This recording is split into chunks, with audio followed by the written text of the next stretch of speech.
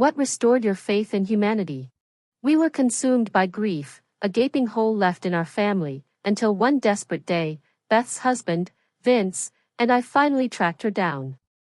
And what we found, it was incomprehensible. Beth was not only alive, but she was still very much pregnant. My heart hammered in my chest. When we cornered her in the dimly lit hallway of the apartment she'd been secretly renting, she froze.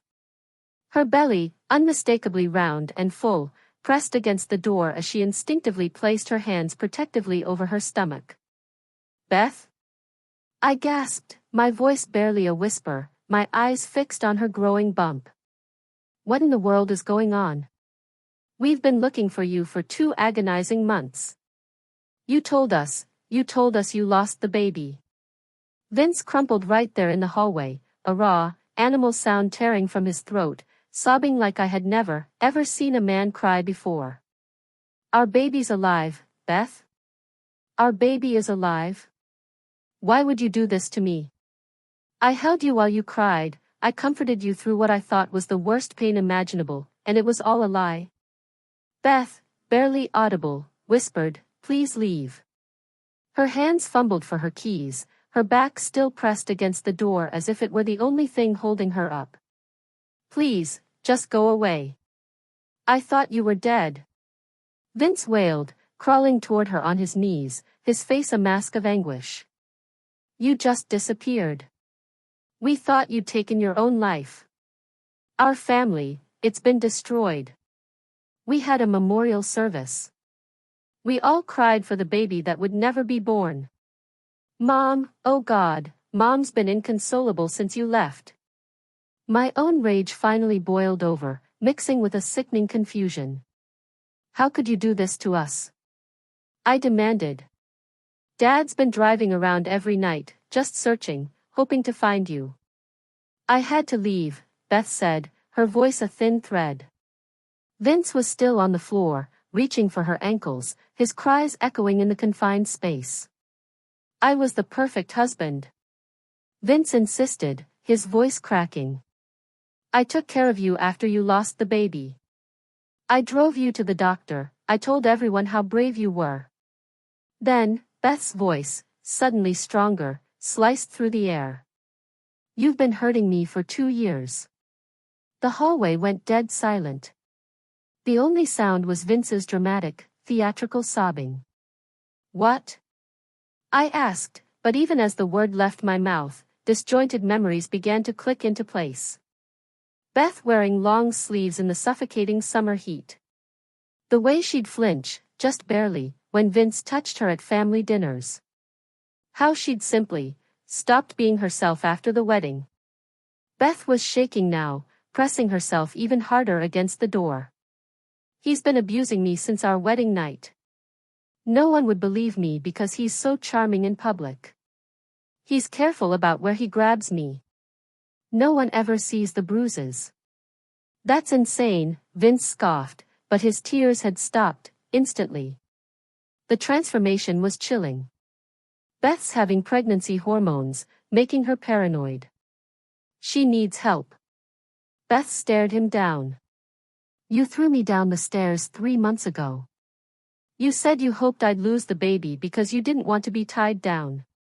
I stared at Vince, who was now standing, his grief completely vanished. My mind reeled back to that day Beth had called, saying she'd fallen. Vince had been so attentive at the hospital, so concerned. Now, I wanted to vomit. "She's obviously having some kind of breakdown," Vince said to me, trying to pull me back into his reality. "Pregnancy psychosis is real. We need to get her help." That's when Beth, her hands trembling, pulled out her phone. She showed me a photo, a small, nondescript box of pills, tucked away in what looked like Vince's toolbox in their garage. "I found these 2 days before I faked the miscarriage," she whispered.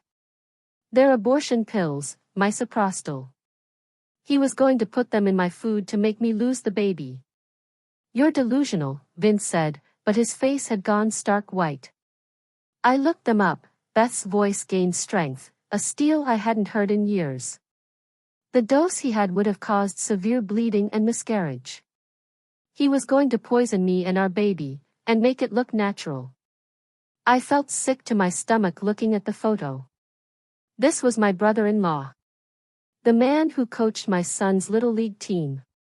My mind screamed, "You were going to kill your own baby?" "She's lying." Vince roared, moving toward Beth, his charm completely gone. "She's mentally ill." "So, I went to my OB appointment alone," Beth continued, ignoring him, her gaze fixed on me. "And I came home and told him the doctor said I lost the baby. I cried for days to make it believable.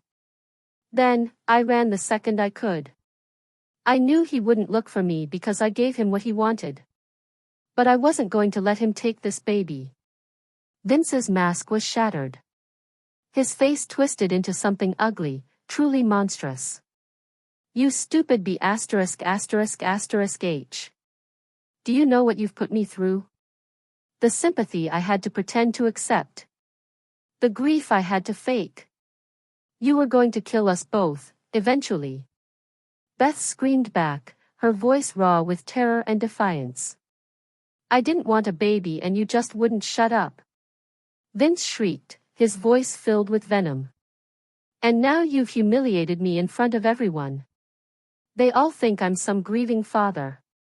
As Vince lunged toward Beth, I stepped between them, my entire body shaking with a pure, white-hot rage. "Don't you touch her.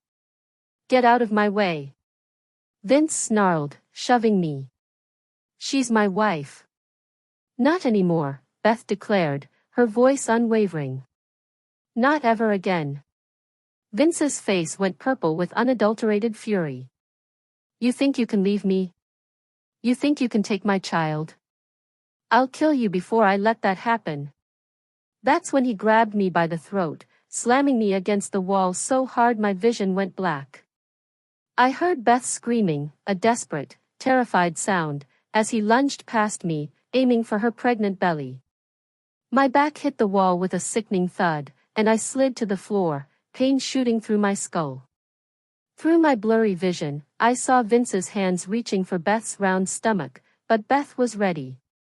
She swung her heavy purse, a desperate, powerful arc, connecting with his nose. He stumbled back, cursing, clutching his face. Beth was screaming for help now, truly screaming, and a door down the hall flew open. An older man stuck his head out, shouting that he was calling 911 right now. The neighbor rushed out, still in his pajamas, carrying a baseball bat, and bravely pushed himself between Vince and Beth. The moment Vince saw that bat, his entire demeanor shifted. The rage drained from his face, replaced by a confused, worried expression. He immediately started sputtering, claiming Beth had attacked him first, that she was having some kind of mental breakdown because of her pregnancy hormones. But the neighbor wasn't buying it, keeping the bat raised while Beth pressed herself against her apartment door, now openly sobbing. I tried to stand, but the room spun violently, and I had to grab the wall to stay upright. Sirens were already getting louder outside, and Vince, ever the chameleon, was backing away from the neighbor, switching back to his charming, persuasive voice, trying to convince everyone that this was all a big misunderstanding. Within minutes, the hallway swarmed with paramedics. They immediately separated everyone. One EMT knelt beside me, gently checking my head where it had hit the wall, while another rushed straight to Beth. She was clutching her stomach, begging them to check if her baby was okay. The EMT with Beth started asking about contractions, checking for bleeding, monitoring her pulse. Two more paramedics kept Vince at a distance, and he was still putting on a performance, feigning worry for his wife. Police officers arrived just as they were helping me onto a stretcher. One officer rode with me in the ambulance, asking basic questions, but my head was pounding, and I couldn't think straight. Through the ambulance doors, I saw them loading Beth into another ambulance, an officer climbing in beside her. Over and over, Beth kept repeating that Vince had tried to kill her baby. The ride to the hospital felt like an eternity, the EMT shining a light in my eyes, asking me to follow his finger. At the emergency room, a kind nurse named Caitlin Novak took over, cleaning the bump on my head and meticulously checking for signs of a concussion. Beth had been rushed straight to obstetrics, and I kept insisting I was fine, that I needed to be with my sister. Caitlin gently explained I had to complete the concussion check first, for my own safety. My hands wouldn't stop shaking as I sat on that exam bed, desperate for any news about Beth and the baby. Detective Omar Velasquez showed up while I was still in the ER, pulling up a chair beside my bed. He had a notebook out and patiently asked me to walk him through everything that had happened. I showed him the photo on Beth's phone, the abortion pills hidden in Vince's toolbox. He took pictures of the bruises already forming on my neck where Vince had grabbed me. The detective asked incredibly detailed questions about what Vince had said and done, writing everything down carefully. After what felt like an agonizing eternity, the OB doctor finally came out to the waiting area. She said Beth's baby appeared stable, but Beth was having stress contractions they were monitoring closely. Beth was asking for me, so once my concussion check cleared, they let me go sit with her. She was hooked up to multiple monitors, straps across her belly tracking the steady, reassuring thump-thump of the baby's heartbeat. Tears were streaming down her face, but this time, they were tears of immense relief that her baby was still okay. A woman named Abigail Cooper arrived, introducing herself as a domestic violence advocate from the hospital. She sat with us, her presence a comforting anchor, helping Beth understand her options for getting an emergency protective order. We filled out paperwork right there in the hospital bed, Beth meticulously documenting 2 harrowing years of abuse. Abigail explained the order would require Vince to stay away immediately once approved by a judge. Beth's hand shook as she wrote down dates and incidents she could remember, reliving each one. I had to step out to the waiting room to call our parents, my stomach a tight knot of dread. Mom answered on the first ring, already frantic because I hadn't checked in. When I tried to explain everything that happened, she broke down, switching between profound relief that Beth was alive and utter horror at what Vince had been doing to her. Dad got on the phone, his voice completely broken when he said they were driving over immediately. While I was still in the waiting room, my phone rang with a number I didn't recognize. It was the apartment manager, calling me back after Detective Velasquez had contacted him about security footage. He confirmed their hallway cameras should have caught the whole attack on video. His voice was shaking when he said he had no idea Beth had been living there under a fake name. He was pulling the footage right now to send to the detective. I went back to Beth's room where she was still hooked to monitors, but looking calmer. The baby's heartbeat filled the room with its steady rhythm, and we both just sat there, listening to it, a small comfort in the chaos. Everything had happened so fast, but at least Beth and her baby were safe for now. My phone started buzzing around 6 o'clock in the morning with text after text from Vince. I grabbed it from the nightstand in the hospital room where I'd been dozing in the chair next to Beth's bed. The messages kept coming, one after another, each one more crazy than the last. He was claiming Beth had pregnancy psychosis and needed psychiatric help immediately. He insisted he was the real victim here, that Beth had been planning this whole thing for months to get a custody advantage in their divorce. His texts even accused her of secretly recording him and taking photos of herself to frame him for abuse. I screenshotted every single message before blocking his number, knowing we'd need them as evidence. Beth was still sleeping, the monitors beeping steadily. So, I stepped into the hallway to call Mom and tell her which hospital we were at. Within an hour, our parents rushed through the door of Beth's room. Mom practically collapsed when she saw Beth's pregnant belly under the hospital blanket. Her legs gave out, and Dad had to catch her as she started sobbing harder than I'd ever seen. Dad kept apologizing to Beth over and over when she woke up, saying he was sorry for not seeing the signs and for inviting Vince to all those family dinners. Beth just held their hands and cried while the baby's heartbeat filled the room from the monitor, a constant reminder of the life she'd fought so hard to protect. Mom couldn't stop gently touching Beth's belly, asking if the baby was truly okay after everything. Around noon, Detective Velasquez came back to the hospital room with an update that made us all breathe a little easier. He told us they'd arrested Vince on assault charges from last night's attack on me and Beth. Vince was being held at the county jail pending a bail hearing that would probably happen in the next few days. The detective also said they were getting a search warrant for Vince's house to look for those abortion pills Beth had photographed. He warned us, though, that Vince would likely make bail within days since he had no prior record and strong community ties. Abigail came by after lunch to help us create a detailed safety plan for when Vince got released from jail. We sat around Beth's hospital bed with notebooks, going through everything step by step. She helped us pick code words we could text if we were in danger and made a list of emergency contacts we should all have in our phones. We talked about how Beth needed a new safe place to stay since Vince knew about her apartment now. Abigail said I'd need to have a hard conversation with my son about not talking to Uncle Vince anymore if he showed up at the school or baseball practice. We made plans for Beth to change her phone number and delete all her social media accounts. That afternoon, a court clerk came to the hospital with paperwork saying the emergency protective order had been approved by a judge. The order required Vince to stay at least 500 feet away from all of us, including my son.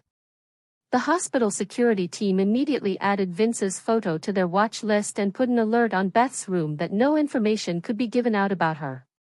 I still jumped at every noise in the hallway and checked the door constantly, my nerves frayed. The next morning, a CPS worker showed up to assess the situation since violence had occurred during pregnancy, and my son had been mentioned as witnessing the aftermath. She was kind, but asked a lot of detailed questions about Beth's prenatal care and her plans for after the baby was born. Beth had to explain why she'd been using a fake name at all her OB appointments for the past 2 months. The worker took notes about everything and said she'd need to do a home visit once Beth was discharged to wherever she'd be staying. 2 days later, I had to go to the courthouse for Vince's bail hearing, and it made me sick to my stomach to see him. He showed up in an expensive suit, looking like the perfect, grieving husband, his hair neatly combed, and that sad, innocent expression plastered on his face. His lawyer argued that Vince wasn't a flight risk because he had deep community ties through coaching youth sports and running a local business. The prosecutor brought up the abortion pills and the assault charges, but the judge still set bail at $50,000. The conditions included no contact with any of us and GPS ankle monitoring, but I knew, with a chilling certainty, that wouldn't stop someone like Vince if he truly wanted to hurt Beth. When I got back to the hospital, Beth's OB doctor was there, examining her, and the news wasn't good. She documented that Beth was having stress-related complications that could trigger early labor if she didn't rest completely. The doctor put Beth on modified bed rest and said she couldn't go back to her apartment or be alone. We decided Beth would move into my guest room since she needed help and couldn't risk being by herself. My son was confused when I picked him up from school and told him Aunt Beth would be living with us for a while. I tried to explain that she needed our help with the baby, but he kept asking why Uncle Vince wasn't taking care of her. By the way, if you're still with me, make sure to hit that subscribe button. More unbelievable stories like this are coming. 3 days after Beth moved in, Detective Velasquez called with an update that changed everything. They'd executed the search warrant and found the abortion pills hidden in Vince's toolbox, exactly where Beth said they would be. The detective said they also found receipts showing Vince had bought them online using cryptocurrency to try to hide the purchase. The forensics team discovered he'd been researching dosages and how to cause a miscarriage for weeks before Beth even found the pills. This evidence meant the attempted poisoning charge would stick and made the case much more serious than simple assault.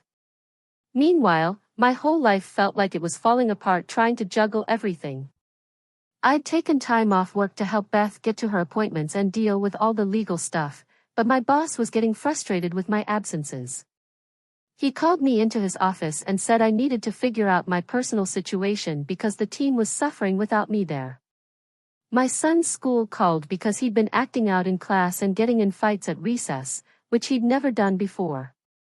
The counselor said he was probably reacting to all the stress and confusion at home with Beth suddenly living with us and Vince disappearing from his life. Everything felt like it was crumbling while we desperately tried to hold it together and keep Beth and the baby safe. The hospital called us about a support group meeting for domestic violence survivors that Wednesday afternoon. Beth didn't want to go at first, the idea terrifying her, but Abigail convinced her it might help. We walked into a small conference room where 8 other women sat in a circle of folding chairs. The facilitator asked everyone to share if they felt comfortable. A woman named Sarah talked about her husband who everyone loved at church but who broke her ribs twice. Another woman described how her boyfriend was the fun guy at parties who held her head underwater in the bathtub. Each story made my stomach turn as I recognized the same insidious pattern, the charming public face hiding a monster at home. Beth finally spoke up about Vince and the abortion pills. The other women nodded, their eyes understanding completely. One said her ex had tampered with her birth control. Another said hers had pushed her downstairs, too. I sat there, a wave of sickening realization washing over me, finally seeing how many warning signs I'd missed over 2 years, the way Beth stopped wearing makeup, how she'd cancel plans at the last minute, the time she'd looked scared when her phone rang. She'd been begging for help, and I'd given her useless advice. The guilt made me want to scream. After the meeting, Curtis Atkinson from the prosecutor's office met us in the hospital lobby. He wore a gray suit and carried a thick folder with Vince's name on it. He explained the charges now included assault, attempted poisoning, and violating a protective order. The evidence was strong, but he warned us these cases could drag on for months. Beth would probably have to testify if Vince didn't take a plea deal. She grabbed my hand when he said that. Curtis showed us photos of the pills they'd found in Vince's toolbox. The forensics team had matched them to the ones in Beth's photo. He said this was crucial evidence of premeditation. That Friday, we had dinner at Mom and Dad's house for the first time since everything happened. Beth picked at her food while Dad kept apologizing, his voice heavy with regret. He admitted he'd seen bruises on Beth's arms last summer. She'd said she fell gardening, and he believed her. Mom remembered Beth canceling Thanksgiving at the last minute. Vince had called saying Beth was sick, but Mom heard yelling in the background. She dismissed it, thinking they were just having typical marriage problems. We all sat there, drowning in the bitter taste of guilt about what we'd ignored, what we'd failed to see. Saturday morning, Vince's parents called my phone.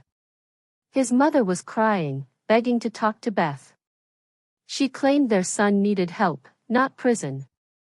His father got on and shamelessly offered to pay all of Beth's medical bills if she dropped the charges. They'd get Vince into therapy, they promised, and make sure he never contacted her again. Beth took the phone and, her voice shaking but firm, told them no. After she hung up, she threw up in my bathroom. She simply couldn't believe they were taking his side after everything. Monday, Detective Velasquez called with monumental news about the hallway footage. The apartment manager had found the recording from that night. It captured everything, including Vince screaming he'd kill Beth and the baby. The audio was crystal clear. Detective Velasquez said this was the best evidence they could hope for. It showed intent and removed any doubt about what happened. I asked if I could see it and immediately wished I hadn't. Watching Vince throw me against that wall made me sick to my core. Seeing him lunge at Beth's pregnant belly, his eyes filled with pure malice, was even worse. That night, I couldn't sleep. I started scrolling through old text messages from Beth. I found ones from months ago where she'd written things like, "Vince gets so angry sometimes." Another said, "I don't know what to do anymore." One from last year said, "I'm scared," but didn't explain why. My responses? I'd told her to try marriage counseling. I'd sent her articles about communication in relationships. She'd been begging for help, and I'd given her useless advice. The guilt consumed me. 3 weeks after the attack, Beth woke me up at 2 o'clock in the morning. She was having contractions, so intense she could barely stand. We rushed to the emergency room where they hooked her up to monitors. The contractions were 4 minutes apart and getting stronger. The doctor gave her medication to stop them, but said her stress levels were dangerous. She needed complete rest, or the baby would come too early. Beth was only 30 weeks pregnant. While she was still in the hospital, Vince violated the protective order. His GPS monitor showed him driving past my house at 3 o'clock in the morning. The monitoring company alerted police immediately. They arrested him at his parents' house where he'd been staying. His lawyer, predictably, claimed it was an accident, that he'd gotten lost. The judge didn't buy it. She warned him one more violation would revoke his bail completely. Detective Velasquez called with more damning evidence the forensics team had found. They'd traced the abortion pills to a website based overseas. Vince had used cryptocurrency to try hiding the purchase. His computer showed months of searches about causing miscarriages. He'd looked up dosages and methods and how to make it look natural. He'd even searched whether an autopsy could detect the pills. This proved, beyond a shadow of a doubt, he'd been planning to poison Beth for months before she found them. Curtis met with us again to discuss a plea deal. Vince would plead guilty to assault and attempted poisoning. He'd serve 3 years in prison with 5 years probation after. He'd have no contact with Beth or the baby, ever again. Beth struggled with whether 3 years was enough. He'd terrorized her for 2 years and tried to kill their baby. But Curtis explained that trials were incredibly hard on victims, emotionally and physically, and this guaranteed prison time. We had a week to decide what Beth wanted to do. That Friday after school, my son climbed into the car and, with a child's innocent curiosity, asked why Uncle Vince couldn't come to his baseball games anymore. I gripped the steering wheel, searching for words that wouldn't scare him. I told him sometimes grown-ups hurt each other and need to stay apart to keep everyone safe. I told him that Uncle Vince was one of those people who needed to stay away. He nodded like that made perfect sense and went back to playing with his action figures, but I saw him looking at Beth differently at dinner that night. The medical bills started piling up on Beth's kitchen counter, and she'd sit there sorting them into piles she simply couldn't pay. She'd lost her insurance when she left Vince and had been paying cash for all her prenatal appointments. The stack grew taller every day, and I watched her hands shake as she opened each new envelope. Mom suggested we start a GoFundMe, and within 2 hours of posting it, we had $500. By the next morning, it hit $3,000. And by the second day, we'd raised over $5,000. Friends from high school, co-workers, even complete strangers were donating and leaving messages of support. Beth cried reading every single comment. And for the first time in weeks, she smiled a real, genuine smile. 3 days later, Curtis called with bad news about Vince's lawyer filing a motion. They were claiming Beth had fabricated all the evidence and that the abortion pills were for legitimate medical purposes. The motion demanded her complete medical records going back 5 years, looking for any history of mental illness or instability. Abigail met us at the prosecutor's office and explained this was standard defense tactics to discredit victims. She said they'd subpoena everything they could to make Beth look crazy or vindictive. Curtis said we'd fight every single request, but warned us some records would have to be released. Beth sat there, rubbing her belly, and I could see her shutting down again, the trauma threatening to pull her back under. The guilt about not protecting Beth was eating me alive. So, I finally made an appointment with a therapist. The first session, I just sat there and cried for 20 minutes before I could even speak. She handed me tissues and waited until I could explain about missing all the signs and failing my sister. She helped me understand that abusers are experts at hiding their violence and manipulating everyone around their victims. She said, families almost never see it coming because abusers are so good at maintaining their public image. It helped to hear, but the guilt still sat heavy in my chest every time I looked at Beth. After 2 more weeks of back and forth with lawyers, Beth decided she simply couldn't handle a trial while pregnant. The stress was already causing contractions, and her doctor said she needed to minimize anxiety for the baby's safety. Curtis assured us that 3 years in prison plus 5 years probation was actually significant for these charges. Vince would also have to register as a violent offender, which would follow him forever. Beth signed the paperwork with tears running down her face, but said she just wanted it over. The plea hearing was scheduled for the following week at the county courthouse. We arrived early and sat in the hallway waiting for our case to be called. Vince showed up in a sharp suit with his parents and his lawyer, not even looking our direction. When we entered the courtroom, the judge explained what would happen and asked Vince to stand. His lawyer handed him a prepared statement, and Vince read it in a flat, emotionless voice. He admitted to assaulting me in the hallway and attempting to poison Beth's unborn child with illegally obtained abortion medication. Beth gripped my hands so tight, I thought she might break my fingers. His voice never changed as he read the words, like he was ordering lunch. The judge accepted the plea and scheduled sentencing for 6 weeks later. 2 weeks before Beth's due date, we met with hospital security to create a comprehensive safety plan for the birth. They took Vince's photo and added it to their restricted access list. They flagged Beth's chart so no information could be given out over the phone or to visitors. We created a password system where only people who knew the code word could get updates or visit. The security guard showed us the special entrance we'd use and gave us direct phone numbers to call. They explained the maternity ward had controlled access, but they'd add extra protocols for Beth's delivery. The baby would be born with protection already in place. At the sentencing hearing, Beth stood at the podium, her victim impact statement shaking slightly in her hands. She talked about how Vince had stolen 2 years of her life through fear and violence.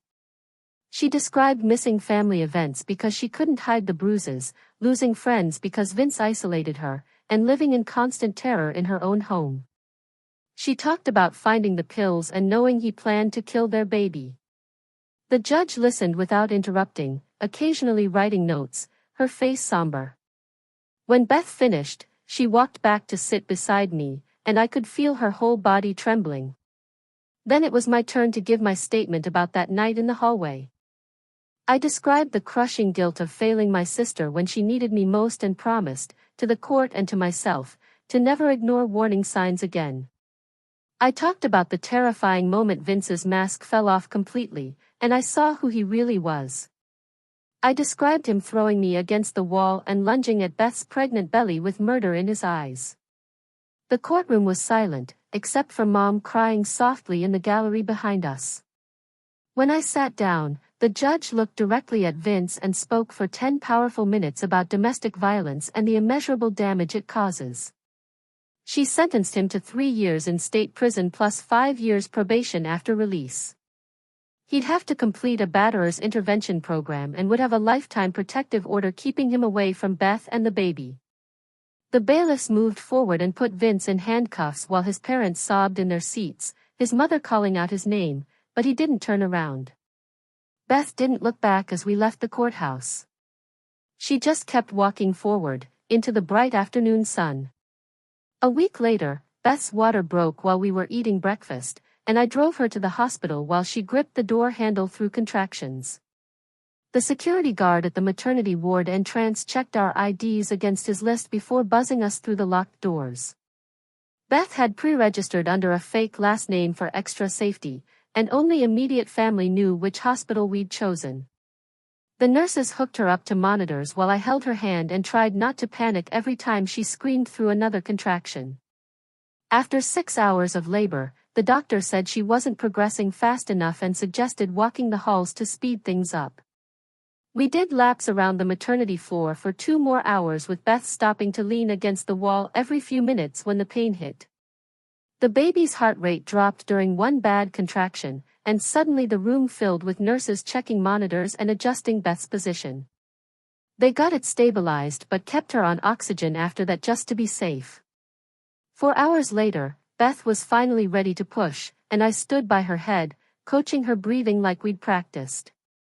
She pushed for almost 2 hours before Hope finally arrived, screaming and perfect at 7 pounds. Even Beth sobbed when they placed the baby on her chest, and I took about 50 pictures while the nurses cleaned them both up. The next morning, the CPS worker showed up with paperwork to close their case. Since Beth and Hope were both safe and healthy, she brought pamphlets about support groups and counseling services and made sure Beth understood all her legal options going forward.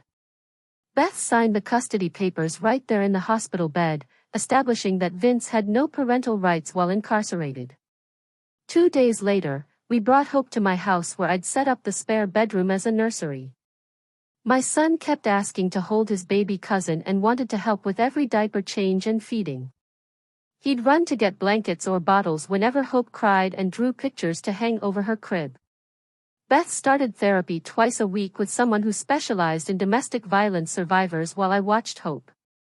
She'd come home from those sessions looking exhausted, but somehow lighter, like she was slowly putting down heavy weights she'd been carrying for years. The therapist taught her grounding techniques for panic attacks and helped her process not just the abuse, but the immense strength it took to escape. 3 months after Hope was born, Beth got approved for a transitional housing apartment through a program for abuse survivors. We spent every weekend painting the walls a soft yellow and assembling furniture from yard sales and thrift stores. Mom found a barely used crib at a church sale, and Dad refinished an old dresser from their garage. The day Beth moved in, Dad spent 6 hours installing new deadbolts and a security system with cameras at every entrance. He programmed it so alerts would go to his phone, too, if anything triggered the motion sensors after dark. Mom filled Beth's freezer with labeled containers of soup and casseroles and came over every morning that first week to help with Hope. Beth went back to work part-time at the office job she'd had before Vince made her quit. Her old boss had kept her position open, hoping she'd come back someday. Though he didn't know the full story, she worked mornings while Mom watched Hope and slowly rebuilt the career Vince had destroyed with his controlling behavior. Her coworkers noticed she was different now, jumping at sudden noises and always sitting where she could see the door. She earned her own money for the first time in years and opened a savings account Vince couldn't access, even when he got out. At Hope's 6-month checkup, the doctor said she was hitting every milestone perfectly despite the stress during pregnancy. Beth started crying right there in the exam room when the doctor said Hope showed no signs of developmental delays. We sat in my car afterward while Beth processed that they'd both survived and were actually going to be okay. She kept repeating that Hope was perfect and healthy and safe, like she couldn't quite believe it was real. I started going to a support group for family members of abuse survivors that met Wednesday nights at the community center. Other siblings shared stories about missing warning signs and feeling guilty for not protecting their loved ones sooner. The facilitator helped us understand that abusers are experts at hiding their violence and manipulating everyone around their victims. We learned how to support survivors without taking over their lives or making decisions for them. I met another sister whose brother-in-law had nearly killed her sister, and we'd text each other when the guilt got overwhelming. Beth and her therapist started planning for when Vince would get out in 2.5 years. They made lists of safety measures and discussed whether staying in town with family support was better than starting fresh somewhere new. Our cousin in Oregon offered to help Beth relocate if she decided to leave, but Beth wasn't ready to make that choice yet. The therapist said having a plan would help Beth feel more in control, even if she ended up changing it later. 6 months went by before my son asked the question I'd been dreading while we were building blocks on the living room floor with Hope crawling between our towers. "Is Uncle Vince ever coming back to coach baseball?" he asked without looking up from his blocks, and I set down the piece I was holding to think about my answer. I told him some people hurt others and have to stay away to keep everyone safe, and that Uncle Vince was one of those people who needed to stay away. He nodded like that made perfect sense and went back to stacking blocks while Hope knocked them down, and we both laughed at her pure, joyful determination. A year after the attack, Beth stood at a podium in the community center, speaking to a room full of women about what happened to her. She talked about finding the abortion pills and how Vince had tried to poison their baby and how reproductive coercion was another insidious form of abuse that people didn't talk about enough. Her voice stayed steady as she explained how she faked the miscarriage to escape and protected her baby by running and hiding for months. 3 women came up to her afterward with tears in their eyes, saying she'd given them courage to leave their own situations, and Beth hugged each one of them. When we got home that night, Beth was exhausted, but lighter somehow, like sharing her story had finally taken some of the immense weight off her shoulders. We marked the anniversary of the attack quietly the next month with just family at my house, eating takeout and watching Hope toddle around the living room. Beth had a bad morning where she checked every lock 3 times and jumped when the mailman knocked. But by afternoon, she was laughing at Hope trying to feed Dad her crackers. That's what recovery looked like for her, a tapestry of bad moments and good ones, all mixed together, all of us learning to accept both as normal. Through her support group, Beth met another woman named Sarah who'd escaped with her 2 kids after years of abuse. And they clicked immediately. They started taking their kids to the park together every Tuesday morning and texted each other daily check-ins about how they were doing. Sarah understood, without Beth having to explain, why she always sat facing the entrance or why sudden noises made her flinch. And having that understanding meant everything. Their kids played together while they talked about lawyers and custody and healing. And sometimes they just sat in comfortable silence, watching their children be carefree. 2 years passed, and Beth got promoted to office manager at her job with a salary that finally let her feel truly secure on her own.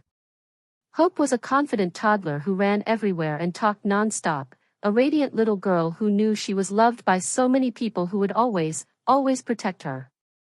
Beth moved to a bigger apartment with a real bedroom for Hope, and we spent a weekend painting it purple because that was Hope's favorite color that week. The call came on a Tuesday morning while I was at work, and Beth's voice was shaking when she told me Vince would be released in 6 months. We immediately called the advocate and updated all the safety plans, and Beth had to make the agonizing decision of whether to leave town or stay with our support system.